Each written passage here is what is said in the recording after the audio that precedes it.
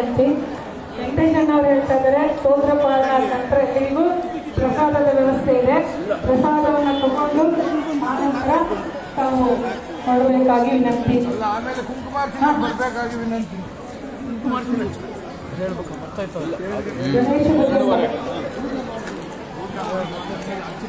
ಕುಮಾರ್ಕನ ಎಲ್ಲ ಬರ್ತಾ ಇತ್ತು.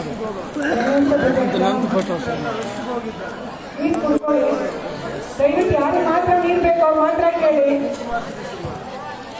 ನೀರು ಬೇಕಾದವ್ರು ಕೇಳಿದ್ರೆ ಅವ್ರು ಕೊಡ್ತಾರೆ. ದಯವಿಟ್ಟು ಎಡಗೇಲಿ ಕೊಡ್ಬೇಡಿ ಸರ್, ಬಲಗೇಲಿ ಕೊಡಿ ಅಂತ. ಶ್ರೇಷ್ಠವಾದದ್ದು ಗಂಗೆ. ಯಾರಿಗೆ ಬೇಕು ಅಲ್ಲೇ ಪಾರ್ಸಲ್ ಮಾಡೋಂಗ ಆ ಕಡೆ ಹಿಂದಕ್ಕೆ ಕಳ್ಸೋದು.